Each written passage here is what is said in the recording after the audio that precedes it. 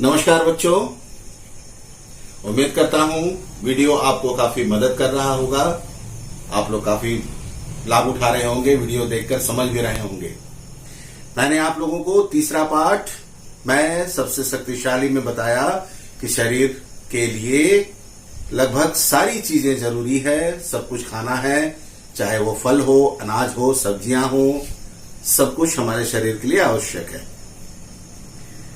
बढ़ते हैं आगे पाठ 4 में, जिसका शीर्षक है पेड़ों के संग बढ़ना सीखो। और इस कविता के कवि हैं श्री सर्वेश्वर दयाल सक्सेना।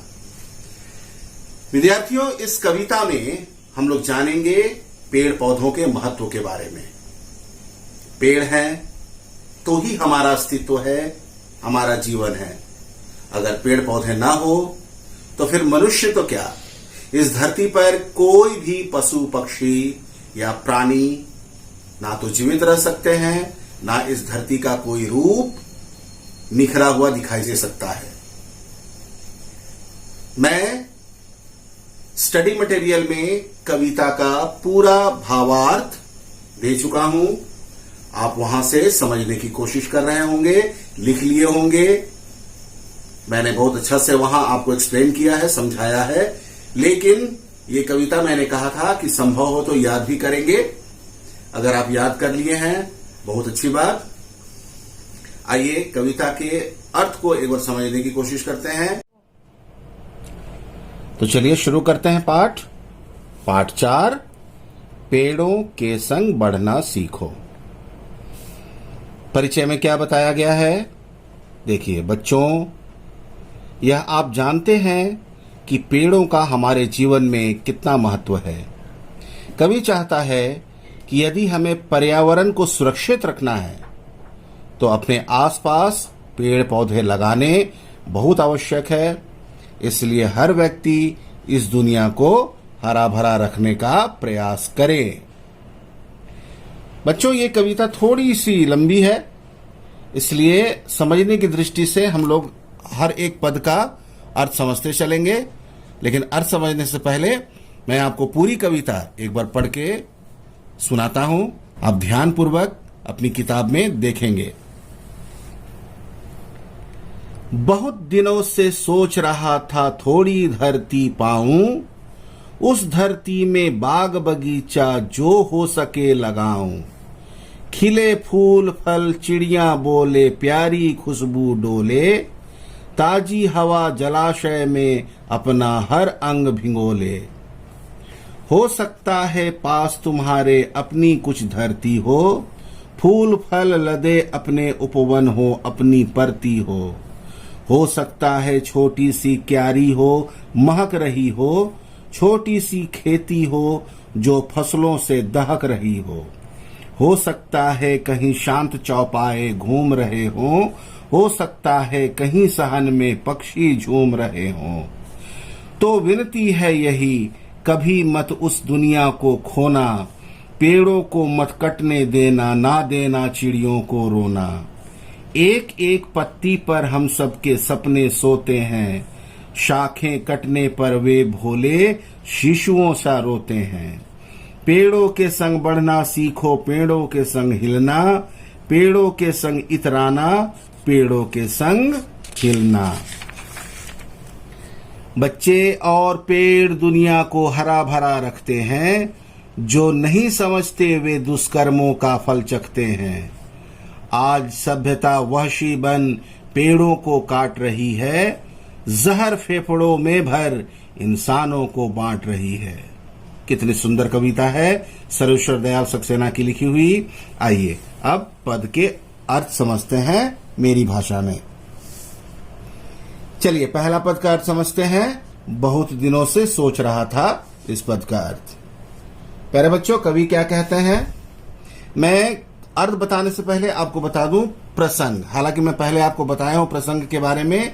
प्रसंग का अर्थ होता है परिचय, यानी कविता का परिचय देना।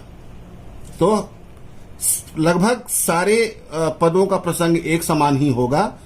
तो प्रसंग क्या होगा कि प्रस्तुत पद पेड़ों के संग बढ़ना सीखो कविता से लिया गया है, जिसके कवि श्री सर्वेश्वर दयाल सक्सेना जी हैं और इस पद में कवि ने पेड़ों को संरक्षण या पर्यावरण संरक्षण की बात कही है। तो ये हो गया हमारा प्रसंग। अब आते हैं भावार्थ में। इस पद में कवि कहते हैं, बहुत दिनों से, कवि खुद सोच रहे हैं, बहुत दिनों से सोच रहा था। कवि खुद सोचते हैं कि कहीं अगर मुझे थोड़ी धरती मिल जाती, जगह मिल जाती, जमीन मिल जाती, तो मैं उस धरती में बाग बगीचा जो हो सके लगाऊं। मैं बाग लगाता, बगीचा लगाता, जहां पर फूल खिलते, चिड़िया आती, अपने मीठे स्वर में चहचहाती, फूलों की खुशबू पूरे बगीचे में फैलती है ना। और उसमें कवि चाहते हैं कि एक जलाशय भी मैं खुदवाता। जलाशय का क्या अर्थ होता है? तालाब। क्या अर्थ होता है जलाशय का? तालाब या छोटा झील। और अपना हर अंग भिंगोले, मतलब कि उस बगीचे में, कवि के बगीचे में जो हवा बहती वो जलाशय में भींगकर, जलाशय के पानी में डूबकर वो और ताजी हो जाती। तो ये था आपका पहला पद। दूसरे और तीसरे पद का अर्थ हम लोग एक साथ लगाएंगे। क्या कहते हैं कवि? कवि कहते हैं कि हो सकता है पास तुम्हारे, कवि आप लोगों से कह रहे हैं कि हो सकता है तुम्हारे पास भी अपनी कुछ जमीन हो, कुछ धरती हो, जहां फल फूल लदे अपने उपवन हो सकता है आपने भी अपनी धरती में, जमीन में बगीचा लगाया होगा, उपवन बनाया होगा। उपवन का अर्थ होता है बगीचा, अपनी परती हो, ठीक है। हो सकता है छोटी सी क्यारी हो और घर में जो आपके पास जमीन हो वो अलग अलग खंड में बटे हो, टुकड़ों में बटे हो। छोटे छोटे टुकड़ों में जो बट जाता है, बांट दिया जाता है, उसको कहते हैं क्यारी।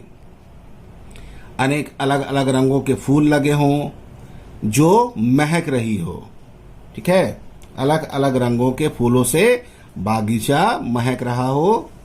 छोटी सी खेती भी हो जो फसलों से दहक रही हो। और कभी ये भी कहते हैं कि आपने अपनी जमीन में कुछ जगहों पर खेती भी की होगी जहां फसल लहलहा रहे होंगे, महक रहे होंगे। कभी आगे कहते हैं कि हो सकता है कि वही आपके बगीचे के आसपास कहीं शांत चौपाए घूम रहे हों। चौपाए का अर्थ होता है चार पैर वाले जानवर, यानी जैसे गाय, बकरी इत्यादि जो है जिसके चार पैर होते हैं, चौपाए घूम रहे हो सकता है कहीं सहन में पक्षी झूम रहे हो। सहन का क्या अर्थ होता है? सहन का अर्थ होता है आंगन। कभी कहते हैं कि उसी बगीचे के आंगन में या आपके घर के आंगन में खूब सुंदर सुंदर पक्षी आते हो, चहचहाते हो और झूम रहे हो। तो कभी कहता है कि विनती है, कभी प्रार्थना करते हैं, तो विनती है यही, कभी मत उस दुनिया को खोना। यानी आपने जो बगीचा लगाया है, आपने जो बगिया उपवन लगाया है, उसे उजड़ने मत देना।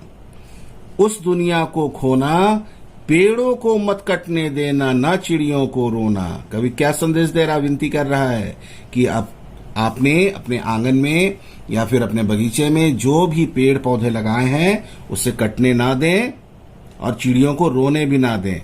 चिड़ियों को रोने भी ना दें मतलब कि अगर हम पेड़ पौधे काट देंगे तो चिड़ियों का बसेरा कहाँ होगा, कहाँ वे अपना घोंसला बनाएंगी और कहाँ चहचहाएंगी। इसलिए कहते हैं कभी कि पेड़ों को ना तो कटने देना, ना चिड़ियों को रोने देना। क्यों? आइए चौथे पद को समझते हैं। कवि क्या कहते हैं चौथे पद में? कवि कहते हैं, एक एक पत्ती पर हम सबके सपने सोते हैं। हम सबके सपने सोते हैं मतलब प्यारे बच्चों, हमारी इस प्रकृति में ऐसा कोई पेड़ नहीं है जो हमें लाभान्वित ना करता हो, जिससे हमें लाभ ना मिलता हो। हर पेड़ की कुछ ना कुछ विशेषताएं होती है, खासियत होता है। पेड़ों से हमें सिर्फ प्राणवायु ऑक्सीजन ही नहीं मिलते, बल्कि दवाइयां, छायाएं, लकड़ी, औषधियां, बहुत अन्य तरह के यानी जीवन उपयोगी जो भी चीजें हैं वो पेड़ पौधों से ही प्राप्त होते हैं। तो इसलिए कवि कहता है कि एक एक पत्ती पर हम सबके सपने सोते हैं। शाखें, शाखे का अर्थ होता है पेड़ों की डालियां। शाखें कटने पर, यानी अगर पेड़ों की शाखाओं को, डालियों को अगर काटा जाए तो पेड़ भी रोते हैं। कैसे? भोले शिशुओं सा रोते हैं। शिशु मतलब एकदम नादान बच्चा होता है ना, जो 5 माह 6 माह के, कैसे रोते हैं वो, बिलक बिलक कर। वैसे ही पेड़ों की अगर शाखाएं, डालियां काटी जाएं तो वे भी छोटे बच्चों के समान रोते हैं। इसलिए कवि फिर से फरियाद करता है, फिर से विनती करता है कि हमें भी पेड़ों के संग बढ़ना सीखना होगा, पेड़ों के संग खिलना सीखना होगा, पेड़ों के संग इतराना भी सीखना होगा और पेड़ों के संग हिलना भी सीखना होगा। यानी हमारे पेड़ पौधे हमारे जीवन का एक अभिन्न अंग है, एक अभिन्न पार्ट है, जिससे अलग होकर हम अपना जीवन नहीं गुजार सकते। आखिरी पद में कवि ने ऐसे लोगों की ओर संकेत किया है जो पेड़ पौधों को काटकर अपना ही नुकसान करते हैं। कवि क्या कहते हैं बच्चों? बच्चे और पेड़ दुनिया को हरा भरा रखते हैं।